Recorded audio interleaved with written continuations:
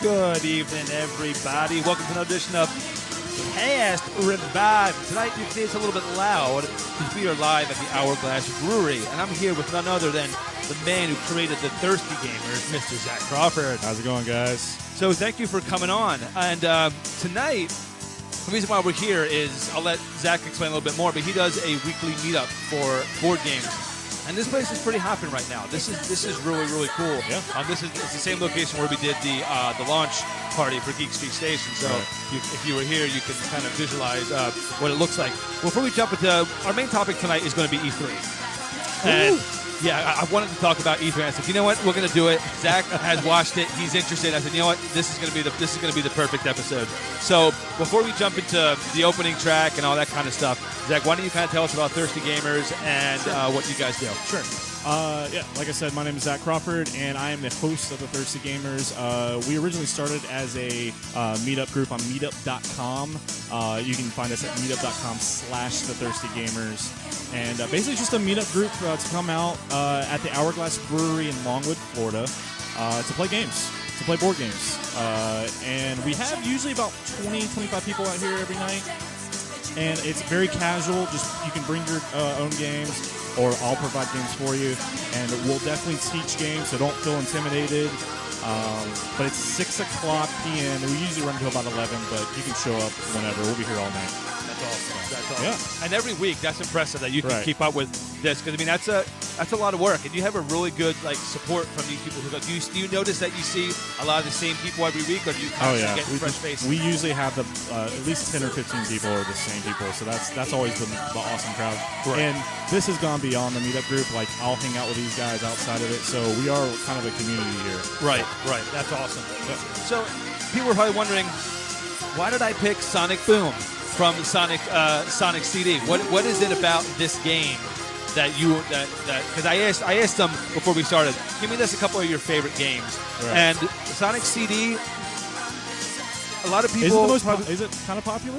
I like to think it's popular. Okay. I like to think You're it's the popular. video game guys. I don't know. And this track, I know a lot of people don't enjoy it, but this is actually my favorite Sonic track. I liked it. Like, it's just this is actually what I used to start my my jogging mix to. Really? Start out with this. Now, nowhere was I breaking the sound barrier or anything running to this song, but it's a great track. What is it about Sonic CD that you really like? Oh, well, I mean, I originally had Sega. So was it Sega? Was there just the original Sonic on just Sega? Yeah. Sonic 1, 2, 3 and stuff were on the Sega Genesis. Sega. Yeah. This one, I think it was just Sega CD was this thing that it was like, okay, this is this new thing. And I want to say when I first got Sega CD, this was the very first game that it came with. Right. So I was like, I just think it was just kind of wow, this is the first game on this new system. The graphics looked amazing. Sonic, I don't know, he just seemed like it's kind of weird, ran better. It seemed like it flowed better. And I think it was just the graphics were just like, wow, I can't believe it was quite a something jump. Yeah. That's can be made, you know? Yeah. So, and I've always had a thing for Sonic. I mean, I think Sonic and Knuckles, was up there as one of my favorite games in the series, but, Sega's, I don't know, just the level design was a little bit different too. Yeah. And the main bosses were really cool. So. A lot of people call me crazy, but you ever play Sonic Spinball? No. The pinball game for Sonic, it was on Sega Genesis. That's actually my favorite Sonic game. And I get a lot of heat for that game. Maybe that's why I don't remember it. But you should absolutely try it if you haven't. I say this a lot. If you're a Sonic fan, try that. It's awesome. But the meat of this podcast is going to be E3. So, of course, I had to ask you about your kind of game. So we're just going to go ahead and jump right into the biggest gaming reveal event of the year is E3. So you told me earlier that you're a console. I'm a console over P. I originally was a 360. Okay. Xbox 360, and then when they kind of made the jump to the new consoles, I just felt like PlayStation was killing it. With their games, their exclusives, so I just kind of jumped the bandwagon and went to the PS4 and didn't get the Xbox One. Right. And I think a lot of people, that's the trend that is kind of right now. But I know, like you said earlier, you were Xbox One. I am, and the funny thing is it's actually the opposite for me. I was so against Xbox. Right. 360 regular. I never owned Really? them. I was PlayStation 1, PlayStation 2, PlayStation 3, Yeah. and then Xbox One just blew my socks off. Well, I think the other thing too is it's about your friends, and I think a lot of more of my friends were on the PS. Right. So I was like, I got to make the jump because if I want to play something, like one of the biggest games I'm playing right now is Battlefront. So always Battlefront, Yeah. and a lot of my Great game. friends play that game. So it's like I got to jump on there instead of going to Xbox One, which no one's there. So. Yeah. That's like no, I'm I playing mean, with myself. no, I mean that's a huge factor in it. I was the first one out of my group to get an Xbox One, and I got it for Titanfall. Right. I was obsessed with Titanfall. It was. I never played it, but it looks amazing. It was absolutely amazing, and they invited me over to play it. And then about a year later, they ended up getting one. I actually bought my buddy an Xbox One. My best friend Bobby, and I said. I brought him over and they're like, here, I got this for you. He's like, an empty box. I should have I was like, open it up. He's like, are you seriously got me an Xbox One? That's awesome, I was like, just so you know, there's also Battlefield in there, and you're playing with me. I was like, I have to buy people's systems to get them to play with me. But everybody else has an Xbox One, so we've been. You're a better friend than I am. Well, it was just one of those things. I know we wanted one. You couldn't afford it, and I just said, you know what? Let's do it. It's man. Christmas time. Come on now. Let's just. Plus, I was this close to winning one for my old work. There was a charity thing, and they do like a Christmas giveaway, and an Xbox One was actually given away, and one of the police officers actually won it, and he was like, "So what is it? What is this thing? Well, what can I do?" And I was like, "Are you serious? You just won an Xbox One fully enclosed Titanfall thing, and you don't know what this is?" I was like, "Give it to me, dude." I will say, you have kids, give it to the kids. Yeah, exactly. So what is it for PS4 that E3 that really like caught your eye? You're just like, yes, this game is absolutely going to be caught. Well, the first one that we actually got finally a release date is The Last Guardian. Yes, October 25th, I believe, 26th. That's the one I've been looking for the most, I would say, in the last, 5 years now? Mm-hmm. It's been a long time. It's a beautiful looking game. I played Shadow of the Colossus. I never played Eco, I believe that's what it's called. Yes. But that game, Shadow of the Colossus, was amazing because it's I've never, these huge, giant monster things that you can actually just freeform climb on and things. It was nuts. And then I've seen, all the footage from the new one. I'm like, this is gorgeous. Right.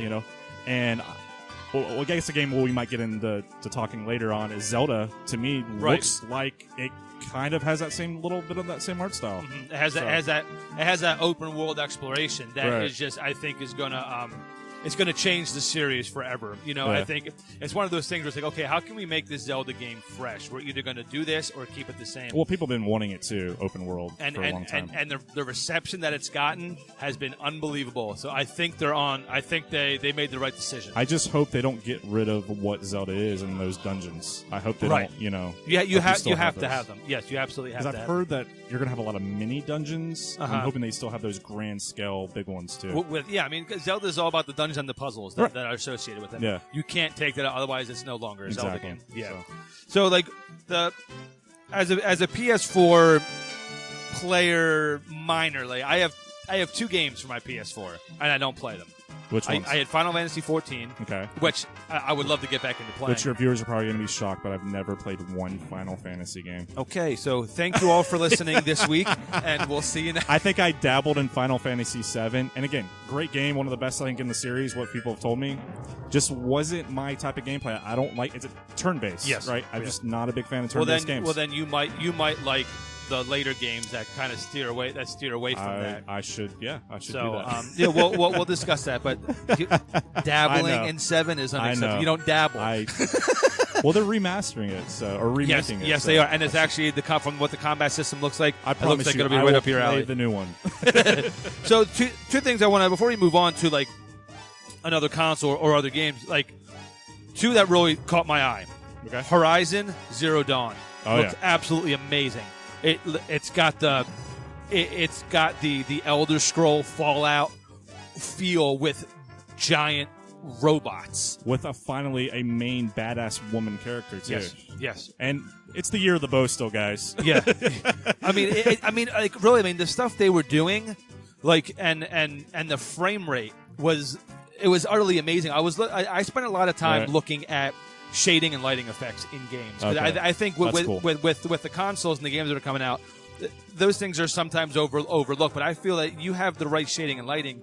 The game was amazing. And when she was walking by, shooting that crossbow that had the lines attached to kind of pull them down, when she was walking by, and you could see the shade moving with the creature and the light hitting the tree and it like reflecting. I was like, that is beautiful. Right. I mean, beautiful. And it just shows like the power of these systems, what we are capable of, and that literally just blew my mind. And then working off of that, Batman Arkham VR. Yeah. Make me Batman, and that is it. I will not leave my house. They didn't show really game footage, right. But I'm curious if it's like going to be like a couple levels or if it's going to be a full game. If you can redo the whole Batman Arkham in the first person view with you as Batman, oh my God! Right. Now, I mean, I'll be honest here. I haven't messed with any type of VR sets. Have you? No, I have not. Okay, so I don't know what the experience or anything like that would be. But Batman to me is a great choice. Yeah. To be. No, I absolutely. I mean, everybody wants to be Batman. Who doesn't want to be Batman? Right. You know, even Joker wants to be Batman. Yeah, I mean, they had the VR there in the middle of the conference. Because they had Final Fantasy and Battlefront. Right. So that was pretty cool. You know, pilot and X-Wing. Oh, that's going to be awesome. You know, because that's one thing Battlefront I feel is missing. I mean, that's true. I mean, you can't really have a Star Wars game I feel without going out into space. So right. I mean, so adding this I think is going to be very. Well, they very are working on another Battlefront game, I've heard. So yes. I'm hoping that they take it in this whole expand world thing. Let's make it from space to planets. You know, go from planet to planet. So that'd be cool to do it. This is the closest thing I've wanted. One of my favorite Star Wars games is X-Wing versus TIE Fighter, and this is basically as close. This is as close as I'm going to get to that in a VR experience. So I'm very excited to actually check this out. So what else on your PS4 has? I mean, everything was amazing, but I would say the two was the last two that stand out to me. Death Stranding. Okay. Did you see this? No, I did not actually. This is Kojima's new game. He came out. Do you know who Kojima is? Yeah. I would hope so. No. I was like, a gaming podcast. I was like, come on. So they made this big thing about it. I mean, he comes out. They open up the curtains, and he's stepping down, and he has this big light show underneath his feet. It was crazy. It was and then all of a sudden he says 2 words. This is my new game, and he has Norman Reedus as the main guy, I guess, and he's literally on this beach, holding this baby. He's butt naked, and then all of a sudden the baby disappears, but he's like a ghost because he has this oil on him or something. It's really weird, and he's you can see the baby's footprints. Then he looks out into the ocean, and there's just a bunch of dead sea life on the sand, and it looks like there's 3 human figures just in the air. It was nuts. I was like, what is this? I have no idea. But it's Kojima, so I'm super excited for his new project because he had that whole thing about Metal Gear and that falling out. Metal Gear. So there was that. Then the last game was Spider-Man. Did you? I did not see the Spider-Man. No. What are they doing with this? Well, this is from Insomniac Games. Okay. Sunset Overdrive. Did you play that? Yes, I did play Sunset Overdrive, and they also do the Ratchet & Clank games, I believe. Yes. So I'm really excited about this because since Batman was done in their series, which I love, I was like, all right, they got to do this with Spider-Man. They got to have the polish and the detail because the best Spider-Man game that everybody usually says is Spider-Man 2 with the whole swinging mechanic through the city. Exactly. You had the free world to go where you wanted to go. Right, and it was pretty much kind of open world. Yeah. And so this game feels like that. There was one scene where he's jumping through a cafe and leaping over people. It just looks so fluid and cool, and then he was actually swinging through the city. So I'm really hoping that this is basically like Batman, where it's open world. Right. You go on and do these different missions with the main storyline. It just looks so fluid. You really got to... Does it look like it's going to tie into any of the movies, or is this going to be a completely standalone? I think, and I'm not big on who the main villain is, but it looked like a villain that's not going to be in any of the other... the new movies that are coming out, because I think they reported that the Falcon was going to be the new guy in the new movie, so I don't know if he's going to be in this. Right. But it looks like it's a whole different storyline. Nice. So yeah, those two God of War was a surprise to me. I don't know if you saw this. That looks awesome. That looks awesome. Speaking of the music was amazing. Yes. The orchestra. Oh my God. It doesn't look like a God of War game that I've ever seen. Yeah. It's, again, they're talking It's gonna about be. maybe... It's got family oriented. It's just, we're supposed to be like father and son team attack. Like that is so awesome. Well, I'm curious if are they going to kill off like Kratos at the beginning and just like now you're going to be his son? I hope they don't do that. Maybe, but you might sacrifice it or do something. I mean, I thought that one was going to be open world, but I think they shot down the rumor that it's not going to be open world. Oh wow, okay. But dude, that axe, with the ice axe or whatever. Oh yeah, that was pretty cool. So yeah, I mean, it looked absolutely amazing, and right.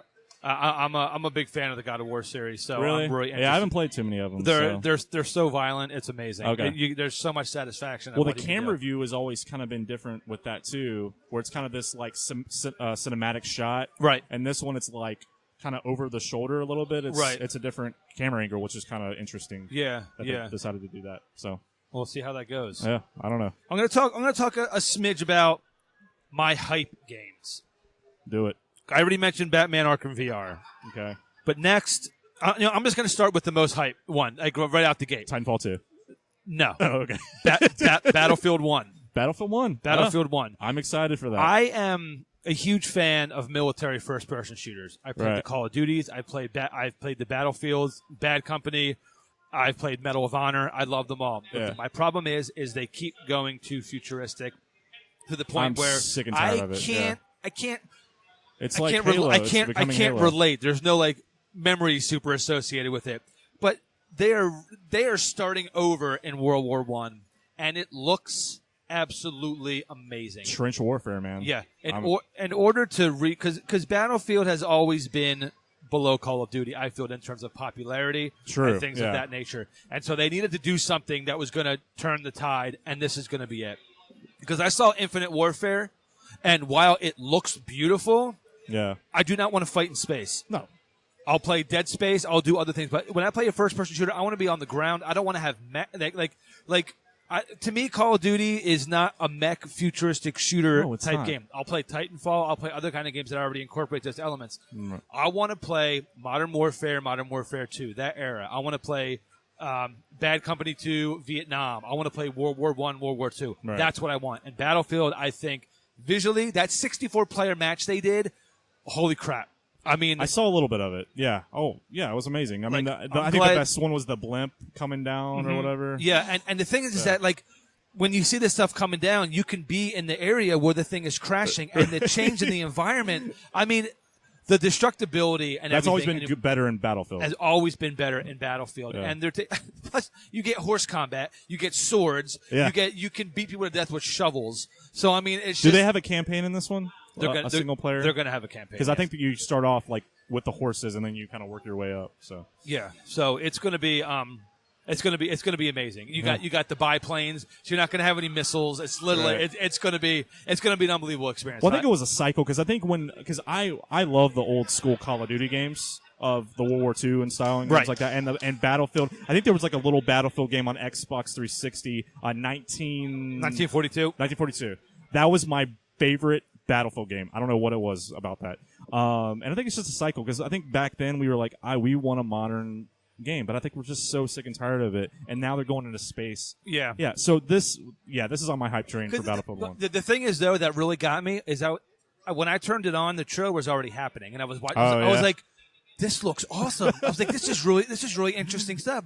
And then it came out, it was like Call of Duty Infinite Warfare. I was like, you've got to be kidding me. I thought this was a new IP. The dude was literally shooting ropes into somebody, pulling him in and snapping their neck. I was like, oh, right, I was like, wait a minute, this is Call of Duty? If they would have changed the name, then I think people would have been well, obviously it's Call of Duty, people are going to be hyped for it, but I think if they would have changed I think if they would have changed the name, the people that don't like Call of Duty would have been hyped for it. Yeah. But unfortunately, I'm just sick and tired of it. So but yeah, I saw the gameplay a little bit of this. I think they had like Jamie Foxx or something, and it was pretty funny.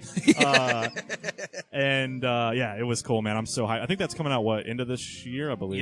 Yeah. So. I know Battlefield is coming out in October, and I'm pretty sure that Infinite Warfare is coming out. Yep. They usually come out around the same time. Mm-hmm. So what else we got? Destiny: Rise of Iron, new expansion that I touched on previously in a different podcast. Very excited. I haven't played Destiny in a while because I was waiting for Destiny 2 to come out, but now that's pushed back. This new expansion, looks pretty badass. Adding a new melee weapon and follows the head of the Iron Banner, Lord Saladin. So that's gonna be pretty exciting. That's another game that I played for probably 10 hours, and I think it's just again that experience with other players. I don't know if you play with other people. No, yeah, absolutely. Yeah, it's an I played by absolute myself, and I was like, nope, this isn't for me. But I think if I would have had a group, I don't really play games by myself anymore. If I can play an online Right. with friends, I'll get it. Otherwise, no. Gear grind games, I do not like playing by myself. Right. No, it's boring. It's much more fun with friends. Absolutely. Elder Scrolls, the HD remake of Skyrim. That's cool. Shirt removed when I saw that. Really? And Okay. just like people came out of nowhere, started pouring water on me. It was an amazing experience. So I was expecting actually, I would have preferred probably an older version.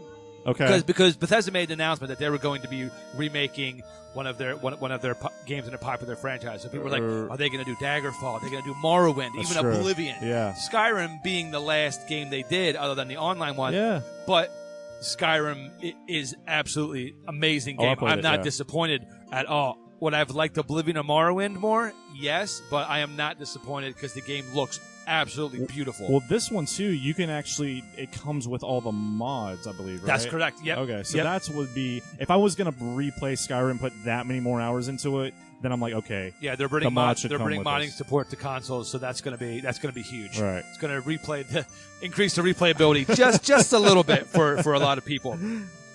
Let's see, Injustice 2, which yeah, that's cool. one of the coolest fighting games ever, Right. takes place with DC heroes, and I've been waiting for this for a long time. Visually, looks absolutely amazing. Yeah, I And agree. the first one did well. It wasn't that big in the esports competitive scene. I think this game is going to be a competitor to Mortal Kombat and Killer Instinct that is out there. Well, they made their own like full comic series out of this too. So I think that will probably bring more people back into this new one because I know there was a lot of hype for this new game. Absolutely. But I never played the first one, so but Yeah. it looks really really cool. Yeah. So Have you played anything from the Tekken series? like the arcades, like Yeah. back in the day, man, but not anything recently. Tekken 7 coming out. I'm losing my shit Yeah, over you are? it. Okay. Because Tekken's my favorite fighting game Really? series, of all time. I have all the I games. was thinking I've just like played Street them all. Fighter, probably. No, no, I'll like Street Fighter is for the casual. Oh, Tekken yeah. is more fun. Tekken's like Sorry, everybody who's hardcore. listening. I still love all of you. Right. I'm gonna catch heat for that. Ooh. But Have they ever crossed them? yes, Tekken versus Street I was Fighter. trying- there was one that they were being talking about hyping cross tanking with somebody. Was it Mortal Kombat? Maybe, I don't know. They've been talking about it. They've been rumors. Well, there's rumors now going on that they would be open the idea of Mortal Kombat and Killer Instinct crossover. That'd be cool. That would be insane. Right. That would be insane. Let's see, what else do we have? Titanfall 2, obviously. The mechs get They weapons. look cool. The mechs get swords. I Right. mean, it looks. I loved the first one. My only downside to the game is it did not have a single player campaign mode. This one is going to have that. And I feel like you're gonna. It's like, I don't know. It felt like there was some emotional attachment in this trailer. What was it? Were you big into your Titan Yes. before? Like I mean, emotionally. I see what you're saying. He threw him. Yeah, it seems more of like it's built specifically for you and not just like here's one, we're dropping one down, just go in it and do stuff. Yeah, you do have that feel in Titanfall 2 from what I've seen. It does feel like there will be more of a connection between you and your suit that you have built for you and stuff like that. So Okay, cool.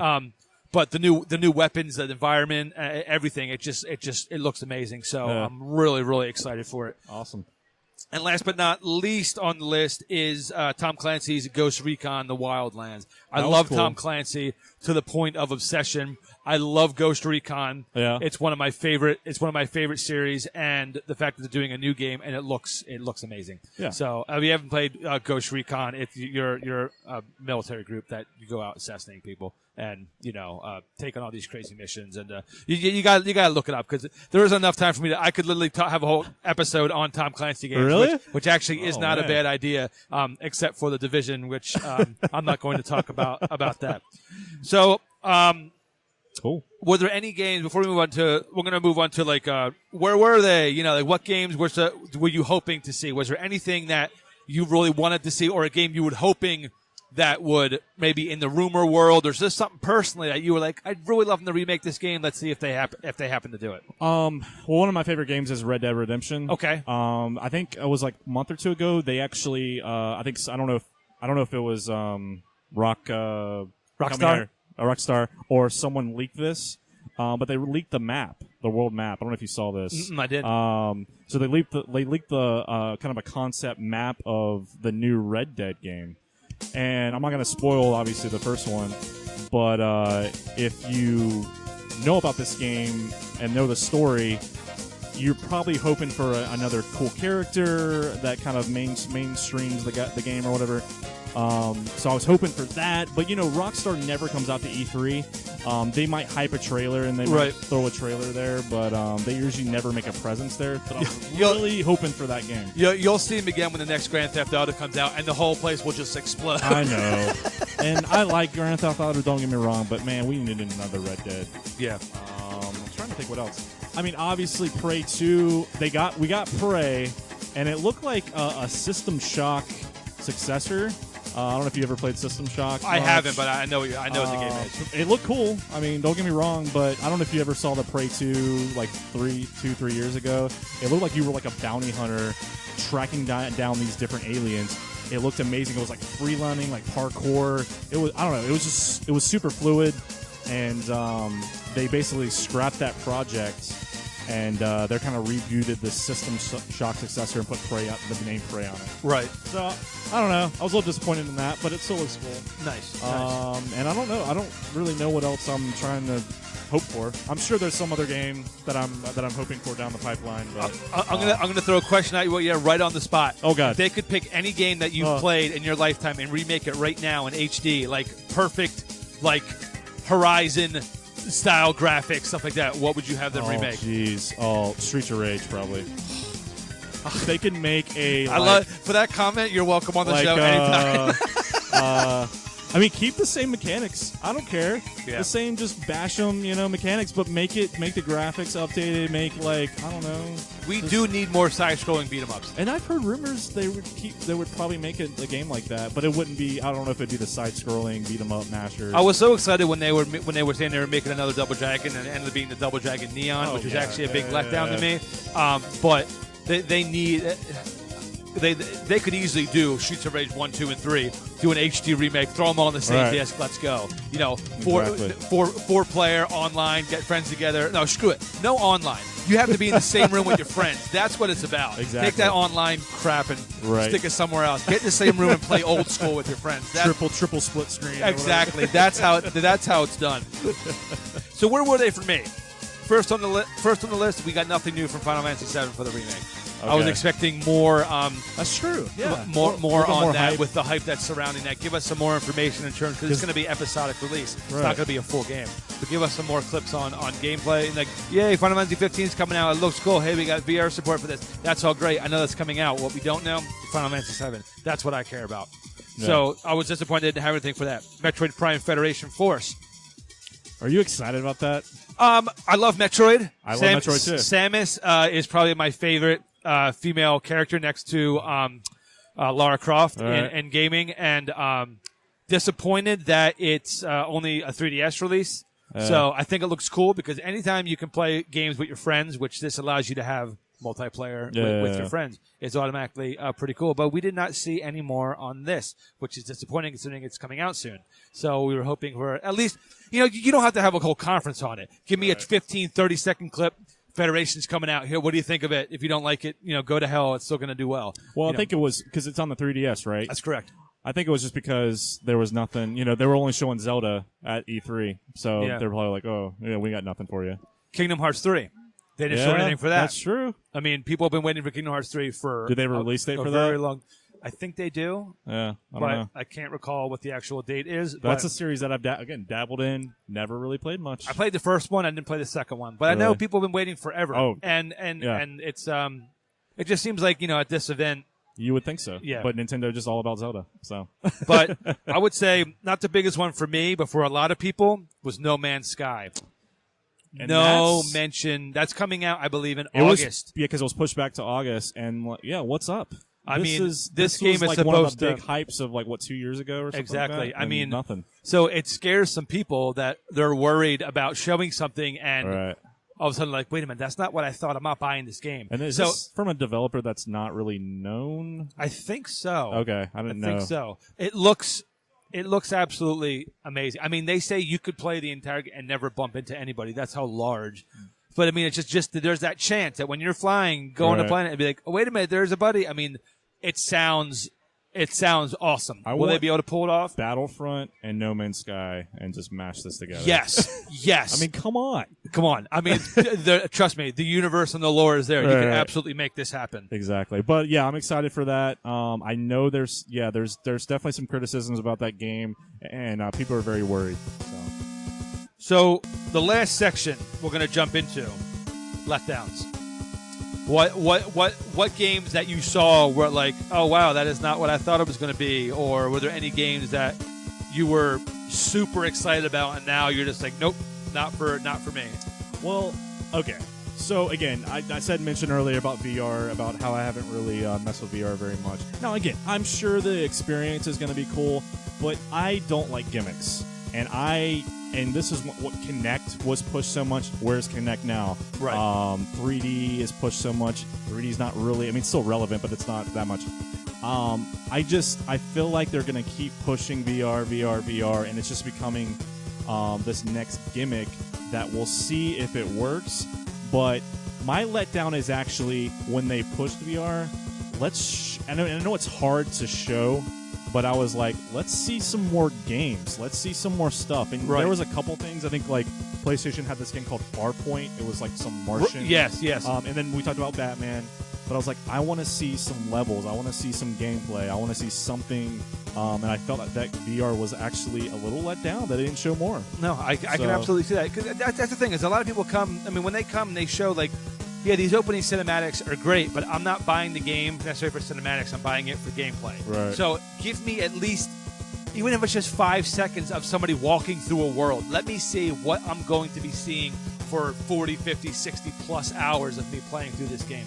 And I feel that that's very important, especially for a new game, for initial hype. I feel that needs to be included. Right. The other thing, too, was so Bethesda had this huge conference last year, Fallout 4. Right. Boom. Yeah, I mean, and we know how that ended up. Right. And what? They announced Quake, Fallout 4 DLC, Skyrim Special Edition, the Prey game, Doom DLC, and Dishonored 2. Yep. Obviously, their big game was Dishonored 2, which is cool. I played the first one. I don't know if you've played Dishonored. Right. Really cool game. I was excited for the second one. Little let down by Dishonored, not really feeling it that much. Right. I know we're going to get a little bit more, but nothing, like, where is another big game? Where is their new franchise? All these huge studios at Bethesda, there was nothing besides more, like, DLCs for games that they've already had. Prey, yeah, looks cool, but we didn't even see really much gameplay from that. So I was definitely a little disappointed in Bethesda. Quake, I'm excited about. Quake, yeah, A lot of memories associated with that franchise. Right, and I think they're on the hype train from Doom. Right, Doom was this surprising hit from I think it was like a month or two ago that it dropped. Right, because people were a little worried about that, and then now I think they were like, all right, we got Doom done. Well, let's go to Quake next. So see, and I like that. I like that they're revisiting these old established franchises and rebooting them. They're doing it. They did it with Wolfenstein. Right. They're doing it with Quake. They're doing it with Doom. And it just says something. It's like, okay, these franchises were so popular for a reason. Why did we stop making them? What is it that people want to see? And people, especially myself, that's more into the retro side of things. That sense of nostalgia, and your kid comes all the way back out. You're just like, oh yeah, I don't really play games, anymore. It's like, wait a minute, they're making a new Doom. Yeah. I grew up on Doom. Are you serious? And all of a sudden, just like, oh my god, now they're making Quake. Yeah. Like it's just it gets you that passion going again. And that's what I love about when they redo these old franchises. I know people are like, I want new ideas. Like you don't. No, you don't. Because when a new idea comes out, you always say, why couldn't they have just made it like this? Well, it's another Doom or it's another Quake. Yeah, yeah. So I mean, I know people complain just about anything, but I mean, it's. For me, if they do it right, I love it. Right. Except Duke Nukem. The Duke Nukem reboot was garbage, and nobody should ever play that game. No. That's the exception. And then my last letdown was Star Wars, just Star Wars in general. They were like the girl came out, Star Wars. All right, we're ready. We wanted that. I think it was like the Bounty Hunter game from like 3 or 4 years ago. Right. Then that project was like dropped. And then they just showed this like, let's look at all of our employees and let's talk about stuff we're working on, but let's not show anything. But at the very end of that, I don't know if you saw this, at the very end of that, we got a glimpse. It looked like a Nathan Drake from like Uncharted 2 character. He just started walking into like a little city. It looked like a sand city, of course. It's Star Wars. And shock. It looked cool, but it was like 2 seconds of gameplay, and I'm like, Star Wars, like, oh, we're working on the next Battlefront, or it's like, no, I want to see something now. You're these big studios that are making all these Star Wars games. I want to see some gameplay, and they showed nothing. So let me guess, that city's going to be Jakku. Yeah. So that was like a little tiny hype, but overall, where's all the Star Wars stuff? I want more Star Wars, especially because Star Wars was released to actually some negativity. It wasn't, and especially the beta, it wasn't what a lot of people were expecting. Sure. I loved it. The only reason I didn't pick it up because none of my friends did. Right. And I'm not going to play a game by myself.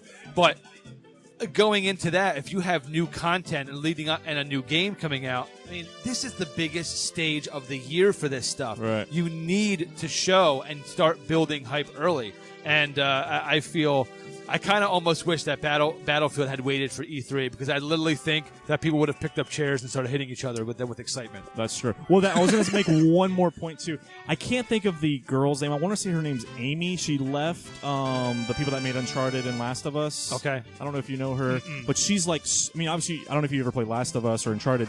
The story is just so amazing and on both those games, and the world is so rich, and she's the one that's basically writing the story for that little snippet we got of that new Star Wars game. Oh, okay. So that was the big one that you wanted to show some story or something, right? And we only got the 2 seconds of that. So, and I wish I knew her name, but I think it's Amy, I believe. Yeah, that is. I mean, that's the hardest thing with E3 is when you know that they're going to be talking about a game that you want to see more of, and they actually like just mention it in passing. Like, we're going to have Star Wars there, and it's like, oh right, and it's like, wait a minute, you literally just said the name. That was it. That was it. Yeah. So, biggest letdowns for me. Obviously, I mentioned Call of Duty: Infinite Warfare. Yeah. I was expecting, while the gameplay looked cool, I was expecting to see a little bit more ground stuff. Everything took place in space. They were focusing on the gravity, the physics, stuff of that nature. While cool, having a whole game based in space, that's all we showed. Show me the non-gravity aspects. What am I going to be doing on ground? That kind of stuff I would like to see. Yep. And Monster Hunter Generations. I'm a huge Monster Hunter fan, as I said in the last episode, but the new one is only coming out for 3DS. I would want it on the console, the Wii U or the NX. I've never played the Monster Hunter series. If you like Shadow of the Colossus, you'll like Monster Hunter. But has this ever came out on a console? Oh yeah, not just. It started out on PS. It started out on PS2 on console. Okay. And it seems like the latest ones they were on the more handhelds. Yes, but the version did come out on the Wii U. Oh, okay. Monster Hunter, not Try. It might have just been Monster Hunter Wii U. Okay. I can't remember the actual name. Of course, of it. Wii U. But like the thing is that this game especially is all about playing with your friends, and with that game you could play on the 3DS with your friend on a console in the same room. Why would you not keep that pattern? As popular as it was, I understand that over in Japan, Monster Hunter is a million times more popular than it is here. Yeah. But I mean, why would you not give it to both consoles? Right.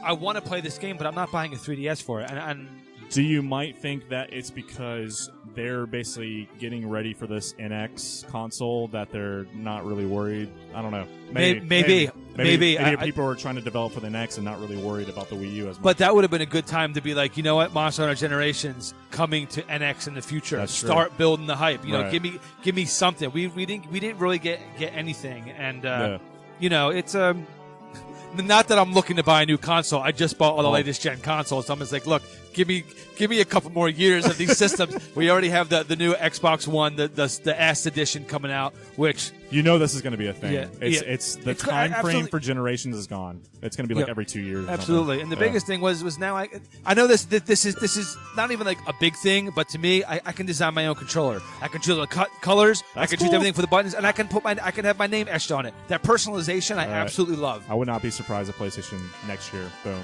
done.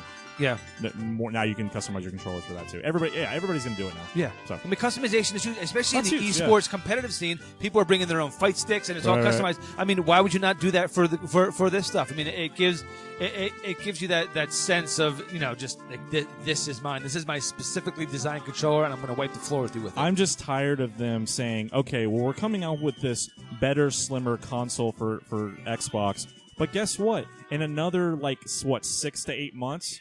We're coming out with another console. Yeah. So why would you even want to buy the Lite S or whatever, and then go to the new one? It just doesn't. I don't know. It just doesn't make any sense to me. It's just a way for people to way to get more money out of it. Right. And for collectors, especially of consoles like myself, I have to figure out a way how I can get this.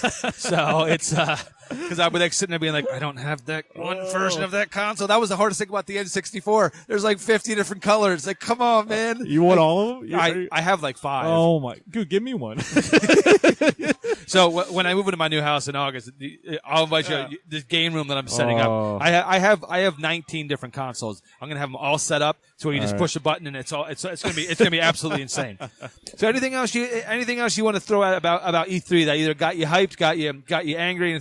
Any other game you want to touch on? I mean, the last thing, just Zelda. I think that was the game of the show for me, and I think that's the game of the show for a lot of people. I just think it's so funny that Nintendo doesn't even do a conference really anymore. They do this treehouse thing, and that's all they brought. And they brought it huge, and they showed, hours and hours of gameplay. Mm-hmm. And, I mean, you can literally freeform climb on anything you want to. Yeah. And they have the cool stamina bars. They have all these cool weapons and things that you can use, and you can light forest fires. And there's crafting. There's crafting. So that's going to be huge. I think they brought all good elements from the previous games, and now that it's okay, well now we're gonna shove everything at you at once. It's we're gonna take Zelda and put it in an Elder Scrolls environment. The only thing I don't like is the name.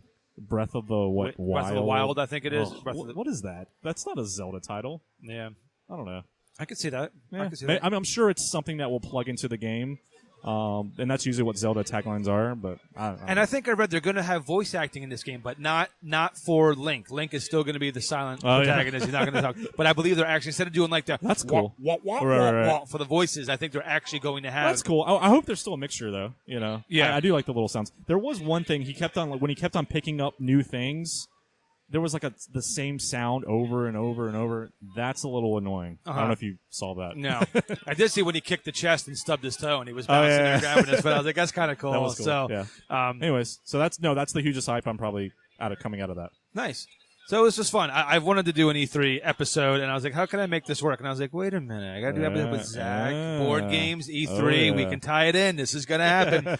So for anyone people who don't know, where can they find you on your social media? Where can people go ahead and look up your stuff? Sure. Like I said at the beginning of the show, our main thing is the meetup. So meetup.com/thethirstygamers. We come here 6 p.m. every Thursday, so it's a weekly board game night. Come on out if you're local or if you're traveling and you're kind of in the Orlando, Florida area. Twitter, you can always. We want a community. We just started a podcast. Our podcast is on geekstreetstation.com. You can check that out. But Twitter is a big thing for us, so @ThirstyGamers_. And then our Facebook, facebook.com/thethirstygamers. Nice. So, yep.